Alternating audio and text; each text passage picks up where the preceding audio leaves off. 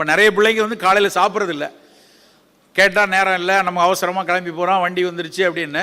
அரசு வந்து காலையில் குழந்தைகள் ஓரளவுக்கேனும் வலுவாக சாப்பிட்டுட்டு வந்தால் தான் கொஞ்சம் அவர்களுடைய படிப்பு அறிவாற்றல் நல்லா இருக்குங்கிறதுக்காக தான் பல நிதி நெருக்கடிகளுக்கு இடையிலையும் ஒரு காலை உணவு திட்டத்தை அறிமுகப்படுத்துகிறாங்க.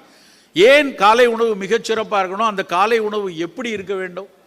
நம்ம வந்து காலையில் வந்து ரொட்டியில் வந்து இதை தடவி, நகர்ப்புறங்களில் பூரா பார்த்திங்கன்னா ரொட்டியில் வெண்டையை தடவி சாப்பிட்டுட்டு போகிறது, இல்லைன்னா ஃப்ளேக்ஸ் வாங்கி பாலை ஊற்றி குடிச்சிட்டு போகிறத ஒரு பெரிய ஒரு நாகரீக வழக்காகவும், அது இல்லைன்னா ஒரு ஆரோக்கிய விழுமியமாக நினச்சி எடுத்துகிட்டு இருக்காங்க. ஆனால் காலகாலமாக காலை உணவுக்காக பல்வேறு தமிழரினுடைய வழக்கு முறைகளில் பல சிறுதானியங்களை சொல்லியிருக்காங்க. ஒரு சாதாரண பொங்கல் செய்கிறதுல திணையரிசியில் பொங்கல் செய்து காலை உணவாக குழந்தைகளுக்கு கொடுக்க சொல்கிறான். கம்பஞ்சோறு எடுத்து கம்மங்கூழா வந்து காலையில் எடுக்க சொல்லி கொடுக்குறாங்க.